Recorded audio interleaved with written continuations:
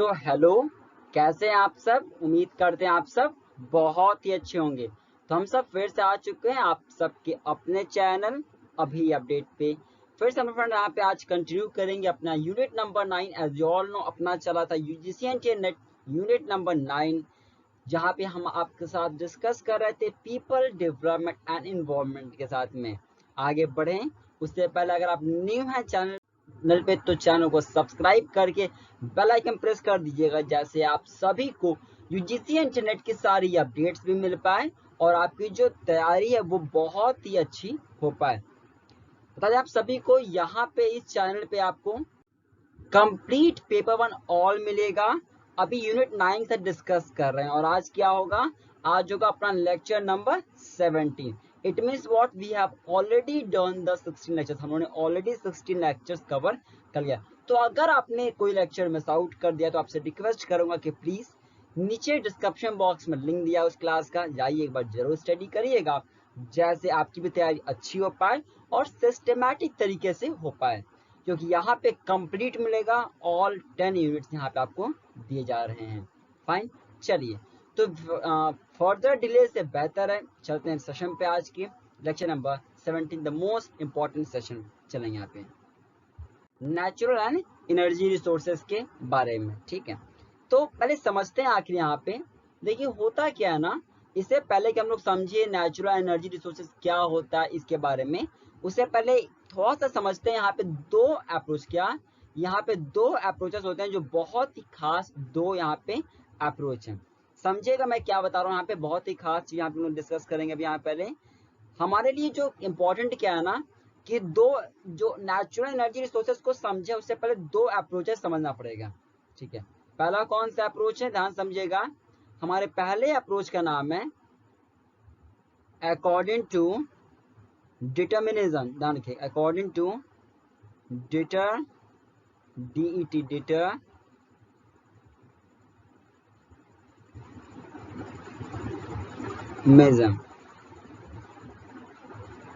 ठीक है, तो पहला क्या अप्रोच हमें समझना है, हमें पहला अप्रोच समझना है वो है डिटरमिनिज्म। ठीक है ना, समझते हैं आखिर ये अप्रोच। देखिए क्या कहता है, ये मतलब फर्स्ट ध्यान समझिए, दो अप्रोचेस समझना है पर तब आगे बढ़ेंगे क्यों इंपॉर्टेंट है।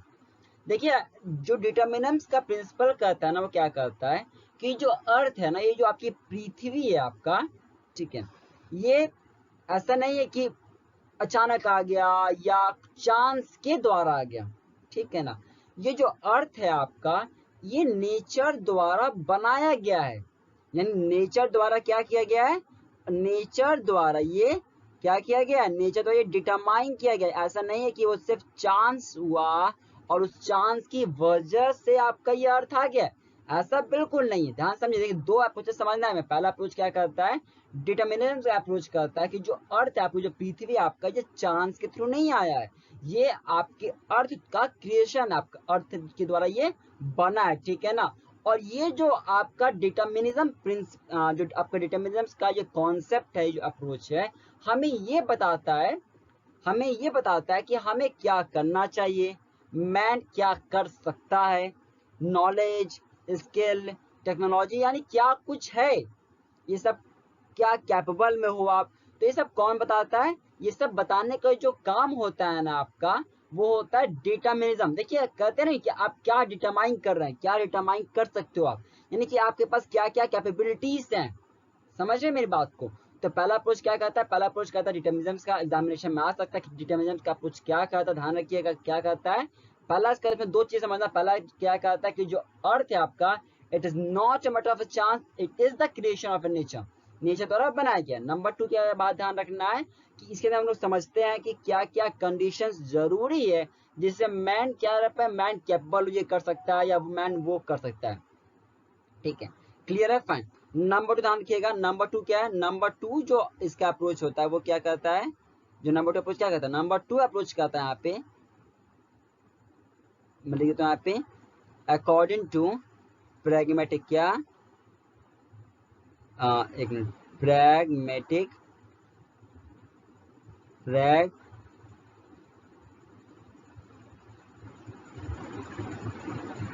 प्रैग्मेटिक, ठीक है ना, प्रैग्मेटिक पॉजिटिविज्म, पॉजिटिव, एक सेकेंड, POSSIBILISM, ठीक है ना।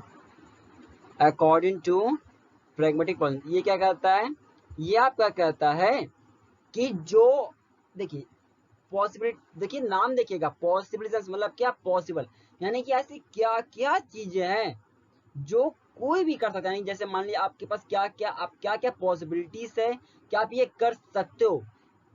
अगर हम बात करें पेपर 1 का एग्जामिनेशन में, तो 50 क्वेश्चन आते हैं, नहीं आते हैं? हाँ सर आते हैं, पेपर 1 50 क्वेश्चन हमारे। तो आपकी पॉसिबिलिटी क्या है कि आप क्या कर सकते हो, आप और ये पूरे 50 क्वेश्चन भी सही कर सकते हैं। तो ये क्या पॉसिबिलिटी है ना, पॉसिबिलिटी है ना, तो इसी को कहते हैं प्रोबेबिलिज्म। यानी क्या कि क्या क्या पॉसिबिलिटीज हैं कि आप अपने रिसोर्सेज से, अपने नेचर से आप इस चीजों को कर सकते हो। ये बात समझ पा रहे हैं आप? फाइन। तो होप सो कि आप चीजों को समझ पाए। यहाँ पे 2 अप्रोचेस क्या करते हैं, फिर हम अब आगे बढ़ते हैं जो हमारे लिए काम की चीजें है यहाँ पे, ठीक है ना। देखिएगा यहाँ पे मैं दिखाता हूँ आपको, यहाँ पे इसे देखिएगा यहाँ पे क्या लिखा गया, यहाँ पे देयर बेसिकली 2 अप्रोचेस हमारे पास यहाँ पे डील करते हैं। हमारे यहाँ पे क्या क्या 2 अप्रोचेस हैं। पहला आपका क्या अप्रोच है, पहला आपका अप्रोच है इन्वायरमेंट डिटर्मिनिज्म का, जो डिटरमाइन करता है, और दूसरा क्या, पॉजिटिविज्म का। क्लियर है फ्रेंड? देखिए डिटर्मिनेंट का प्रिंसिपल क्या कहता है, ये कहता है कि जब अर्थ क्या है, वो क्रिएशन है, किसका क्रिएशन है, नेचर का क्रिएशन है, और ना ही कि सिर्फ कोई चांस के द्वारा ये बन गया था, ठीक है ना। ये हमारा एक ऐसा कंडीशन जो बताता है कि क्या what we are capable of, क्या क्या हम लोग केपेबल हैं करने के, ठीक है। और यहाँ पे देखिएगा प्रैग्मेटिक अप्रोच क्या करता है, प्रैग्मेटिक पॉजिटिव कहता है आपका एनीथिंग इज पॉसिबल, कोई भी चीज पॉसिबल है आपका। Man is intelligent, man intelligent and has the necessary knowledge, उसके पास स्किल है, नॉलेज है, टेक्नोलॉजी है, मनी है, किस लिए कि अपने इन्वायरमेंट को मैनेज कर सकते हैं। ये बात समझ गए ना। तो 2 अप्रोच ध्यान रखिएगा, एग्जामिनेशन के लिए इंपॉर्टेंट है। क्लियर, ध्यान समझिए। देखिए जो चीजें है ना, आप इसको नेचुरल रिसोर्सेज को एक्सप्लॉइट करके और भी बेहतर चीजें कर सकते हैं। ऐसी बात नहीं कि आप नहीं कर सकते। अगर चीजें हैं तो आप उसको एक्सप्लॉइट अगर करके भी आप बेहतर काम कर सकते हैं। सर कैसे? आप चीजों को एक्सप्लॉइट, रिसोर्सेज को आप एक्सप्लॉइट करके आप इंडस्ट्री को ग्रो कर सकते हो। समझ रहे बात? तो बहुत सारी चीजें हैं, समझते हैं। यहाँ पे देखिए क्या क्या चीज अपने पास है। यहाँ पे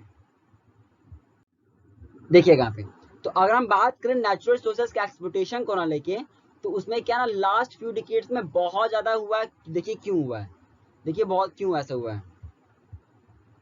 पहला क्या लिखा गया आपका, रैपिड इंडस्ट्रियलाइजेशन, मतलब क्या, देखिए इतनी सारी इंडस्ट्रीज हैं। अच्छा ये वर्ड इंडस्ट्रियलाइजेशन क्या होता है हमने देख चुके हैं पहले। इंडस्ट्रियलाइजेशन क्या होता है, इस पूरे वर्ड को हमने समझा था पहले कि क्या होता है, एक प्रॉपर मीनिंग क्या होता है, इसको समझ चुके हैं, ठीक है ना। तो रैपिड क्या होता है, देखिए जब आप नेचुरल रिसोर्सेज को एक्सप्लॉइट करते हो, तो जो इंडस्ट्रीज है वो क्या होंगी, इंडस्ट्रीज आपकी ग्रो करेंगी, इंडस्ट्रीज आपकी बढ़ेंगी, ठीक है। अर्बनाइजेशन होने की वजह से हो सकता है भी है। और पॉपुलेशन पॉपुलेशन बढ़ेगा तो उन्हें कुछ चाहिए, उनको फीड अप करने के लिए, हाँ से चाहिए। तो फीड अप चीजें कहाँ से आएंगी, रिसोर्सेज से आएंगे। रिसोर्सेज जब आप इतने पॉपुलेशन को फीड अप करोगे तो रिसोर्सेज क्या होगा, रिसोर्सेज आपका एक्सप्लॉइट ही होगा। समझ रहे मेरी बातों को? फाइन, ध्यान रखिएगा।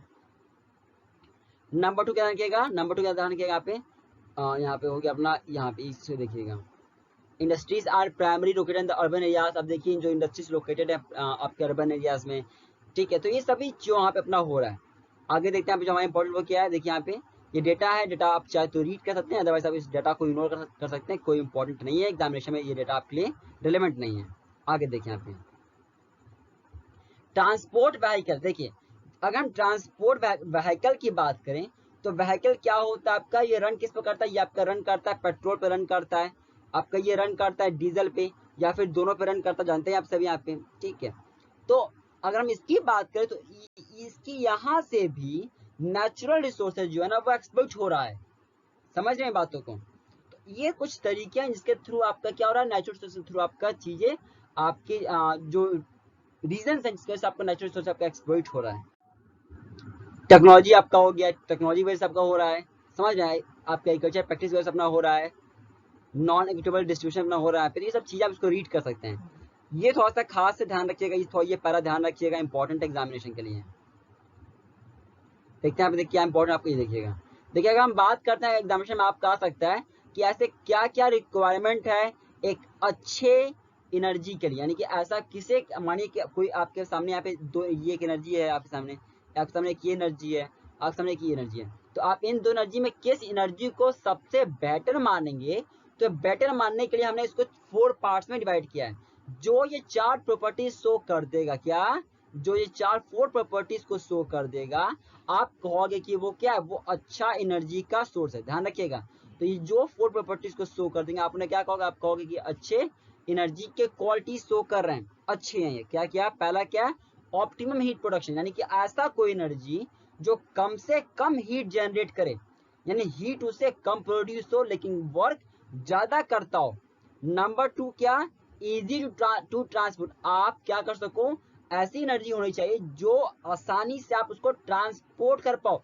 मानिए कि आप यहाँ पे हो, आपको मानिए सपोज किया कि आप दिल्ली में हो, ठीक है, आपको राइट नाउ चाहिए जम्मू में, तो आप उस एनर्जी को आसानी से ट्रांसपोर्ट कर पाओ, ठीक है, तो ऐसी एनर्जी को हम बेस्ट मानेंगे। क्लियर है, आपके पास रूम है, तो आप मानिए आपका हाउस है, तो ऐसा ना हो कि एक रूम से दूसरे हाउस दूसरे रूम तक पहुंचाने में जो आपकी एनर्जी के चार्जेस बढ़ जाए, ऐसा ना हो, यानी आसानी से एनर्जी ट्रांसपोर्ट हो पाए एक जगह से दूसरे जगह पे। तीसरा क्या होगा, लिस्ट पॉल्यूटिंग, जो भी एनर्जी सबसे कम पॉल्यूशन करेगी वो हमारे लिए अच्छी एनर्जी होगी, वो हमारे लिए एक अच्छी एनर्जी क्वालिटी शो करती है। फोर्थ क्या, कॉस्ट इफेक्टिव, ऐसा ना हो कि हमारी जो एनर्जी है वो बहुत महंगी हो ना, ऐसी एनर्जी बेस्ट मानी जाएगी जो कॉस्ट इफेक्टिव यानी कम सस्ता हो, चीपर हो। समझ गए मैं बात को। तो एग्जामिनेशन के लिए बहुत इंपॉर्टेंट पॉइंट ध्यान रखिए, एग्जामिनेशन में आ सकता है आपका, कैसे क्या क्या चीजें होनी चाहिए एक अच्छे क्वालिटी, एक अच्छे एनर्जी में। मेरे साथ बोलिए कि क्या होना चाहिए, पहला ऑप्टिमम हीट प्रोडक्शन हो, कम से कम हीट प्रोड्यूस करे। नंबर 2 क्या, आसानी से एक जगह से दूसरी जगह पे ट्रांसपोर्ट हो पाए। तीसरा क्या बोलिएगा मेरे साथ में, लिस्ट पॉल्यूटिंग, कम से कम पॉल्यूशन करे। फोर्थ बोलिएगा मेरे साथ में, कॉस्ट इफेक्टिव, क्या मतलब कि जो दाम लग रहा है, जो उसको लेने में, जो उसको एक्वायर करने में जो मेरा एक्सपेंसेस आ रहा है, वो एक्सपेंसेस क्या हो, कम हो। तो ये 4 क्वालिटीज अगर पाई जाएंगी तो आप कहोगे वो एक अच्छा क्वालिटी है, एक अच्छा क्वालिटी है आपकी एनर्जी का, एक अच्छा सोर्स है एनर्जी का। फाइन, चलिए आगे बढ़ते हैं। फिर यहाँ पे लिखा है कि आपके सामने यहाँ पे लॉ है, यहाँ पे दो, यहाँ पे लॉ दिया गया आपका, यहाँ पे law of conservation of energy यहाँ पे है, और primary energy and secondary energy. समझते हैं यहाँ पे आखिर ये दो लॉ क्या होता है। देखिए, अगर हम आपसे बात करते हैं लॉ के बारे में कि लॉ क्या है कंजर्वेशन ऑफ एनर्जी के, समझते हैं यहाँ पे। देखिएगा, आप सभी जानते भी हैं, पहले से भी जानते हैं कि जो आपकी एनर्जी होती है, क्या, जो आपकी एनर्जी होती है, क्या होती है एनर्जी, जो आपकी एनर्जी होती है वो ना तो बनती है, जो आपकी एनर्जी क्या है, ना तो एनर्जी बनती है, ना एनर्जी आपकी बर्बाद होती है, ना खराब होती है। एनर्जी क्या होती है, एनर्जी केवल एक बॉडी से दूसरे बॉडी में ट्रांसफॉर्म हो जाती है। क्या होती है, ट्रांसफॉर्म हो जाती है। मेरी बात समझ रहे हैं, तो एनर्जी क्या होती है, सिर्फ एक बॉडी से दूसरे बॉडी में ट्रांसफॉर्म हो जाती है। एनर्जी ना कभी बनती है, ना कभी बेकार होती है, ना कभी बर्बाद होती है। यानी इट मीन्स व्हाट, एनर्जी क्या, आपकी एनर्जी क्या होती है, एनर्जी आपकी हमेशा कांस्टेंट, क्या होती है, एनर्जी आपकी हमेशा कांस्टेंट होती है। क्या होती है, एनर्जी आपकी हमेशा कांस्टेंट होती है। क्लियर है, तो ध्यान रखिएगा यहाँ पे ये किसने कहा था, इसको लॉ, इसको इस ऐसी चीज को किसने कहा है, तो ऐसी चीज को किसने कहा था, यही हमारी लॉ, ये लॉ ऑफ एनर्जी यही कहता है। लॉ ऑफ एनर्जी क्या कहता है, लॉ ऑफ एनर्जी कहता है कि आपकी एनर्जी क्या, एनर्जी जो आपकी है ना कभी बनती है ना कभी बेकार होती है, वो केवल क्या होती है, वो केवल हमेशा एक बॉडी से दूसरे बॉडी में ट्रांसफॉर्म चली जाती है, उसमें ट्रांसफर हो जाती है, लेकिन ना कभी बनती ना कभी बेकार होती है। ठीक है ना, आपने देखा भी होगा काइनेटिक एनर्जी या फिर उसके बारे में, ठीक है, मैकेनिकल एनर्जी के बारे में थोड़ा सा मैं आपको एक्सप्लेन करता हूँ। यहाँ पे लिखा गया आपका काइनेटिक एनर्जी क्या होता है। देखिएगा, देखिए दो तरह की एनर्जी ध्यान रखिएगा। पहली बात है, अगर मैं आपसे क्या बात करता हूँ, पहले मैं आपसे बात करता हूँ काइनेटिक एनर्जी क्या होता है, ध्यान समझिएगा। देखिए काइनेटिक एनर्जी क्या होता है, अगर मैं काइनेटिक एनर्जी की बात करूँ तो काइनेटिक एनर्जी क्या होता है, ऐसी एनर्जी जो किस फॉर्म में हो, काइनेटिक एनर्जी का ऐसी एनर्जी जो आपकी किस फॉर्म में होगी, आपकी ऐसी एनर्जी जो चेंज क्या होती हो, जो चेंज होती रहती हो, जो चेंज होती रहती हो, तो आप क्या कहोगे, आप ऐसी एनर्जी को कहोगे काइनेटिक एनर्जी। काइनेटिक एनर्जी का फॉर्मूला भी एग्जामिनेशन के लिए इंपॉर्टेंट, ध्यान रखिएगा, एग्जामिनेशन में भी आपका पूछ दे तो क्या बोलेंगे फिर आप कहेंगे के E is equal to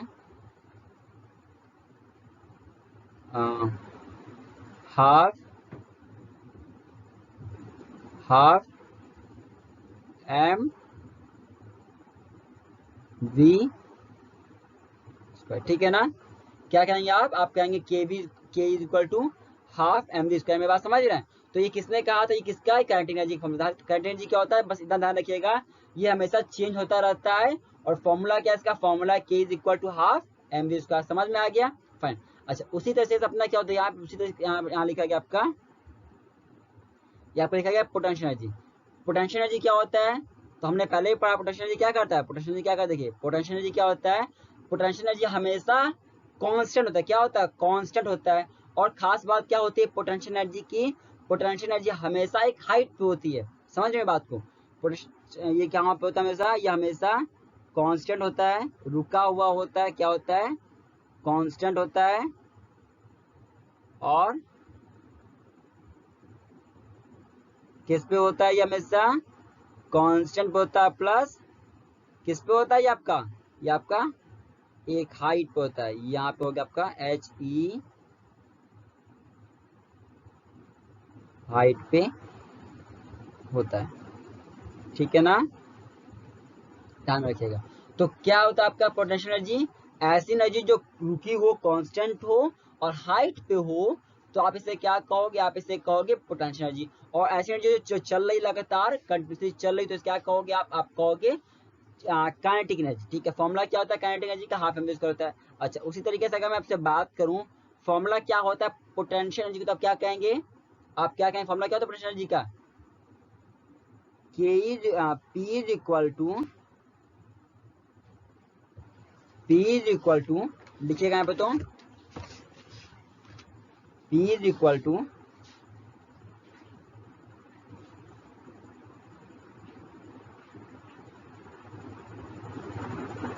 M G, ठीक है ना, ये अपना फॉर्मूला है, ध्यान रखिएगा। तो यहाँ तक ध्यान रखिएगा।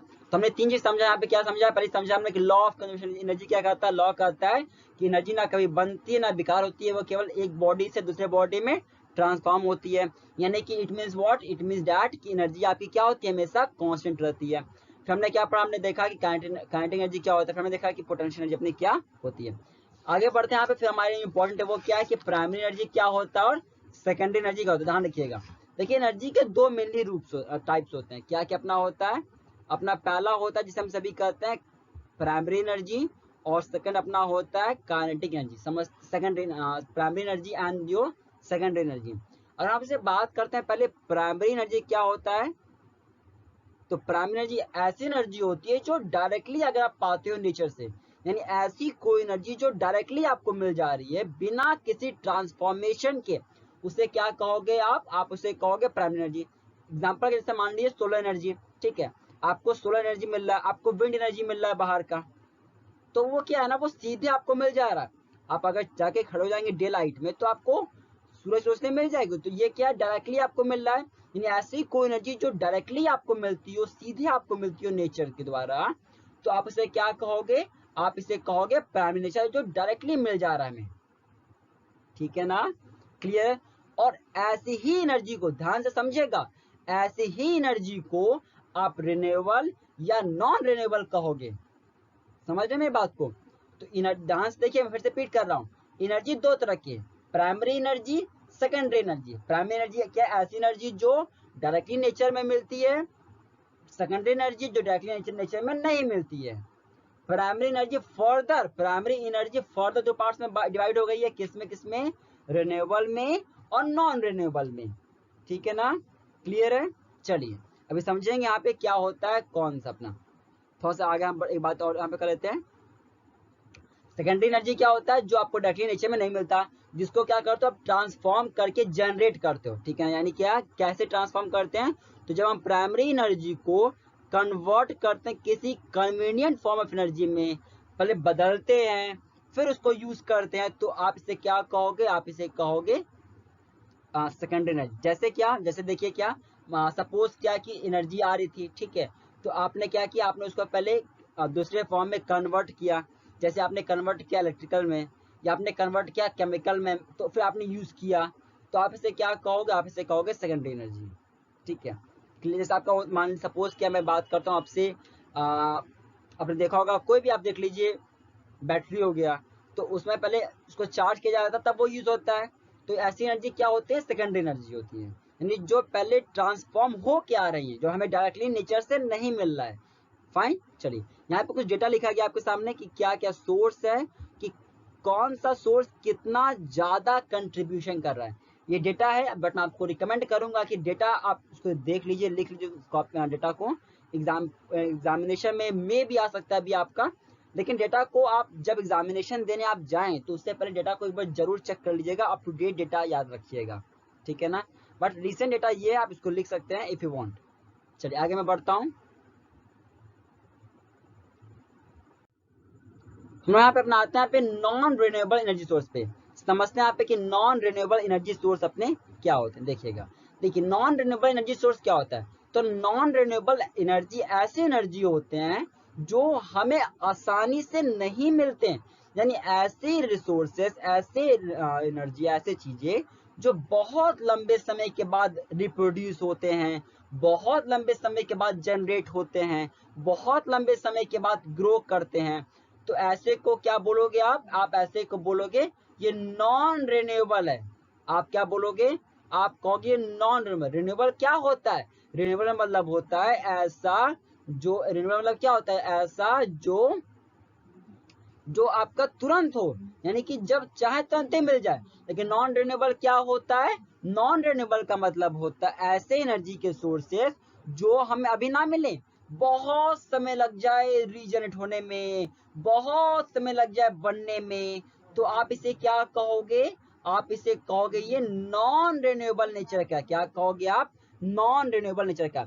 और एक बात ध्यान रखिए, देखिए इसका जो हम लोग यूज करते हैं ना, वो बहुत तेजी करते हैं। हम लोग तो वही करते हैं ना भैया, जो कम होता है ज्यादा यूज करते हैं ना, और जो ज्यादा होता है उसको यूज ही नहीं करते हैं।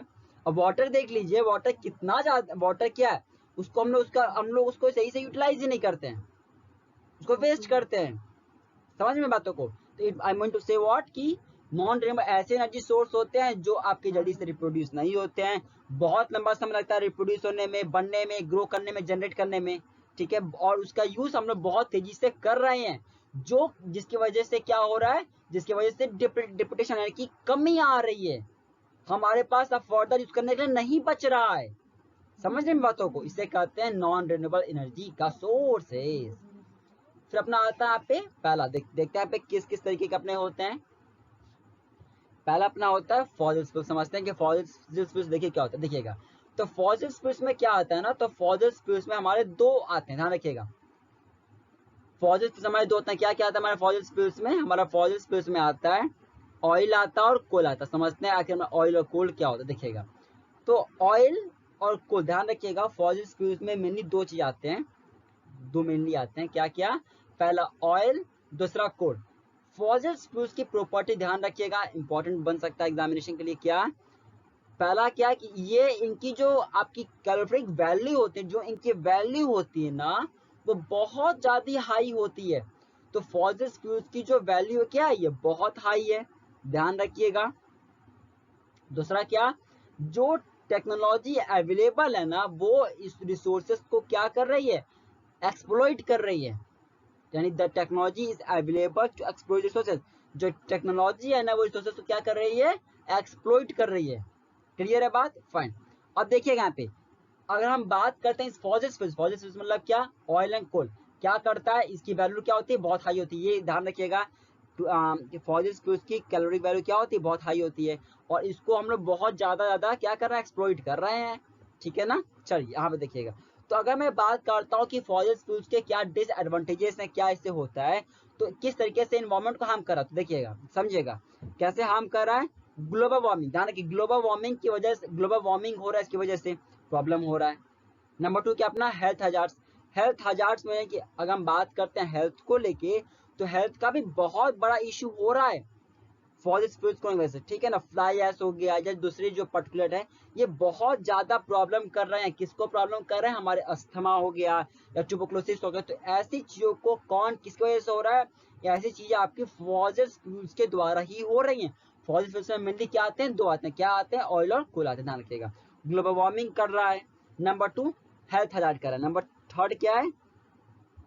ऑयल स्पेस भी हो रहा है। यानी क्या कि जो आप देखिएगा जो लाइफ होता है, कहाँ के जो ऑर्गेनिजम्स प्रेजेंट हैं पानी में, ठीक है, तो उनको भी प्रॉब्लम कर रहा है।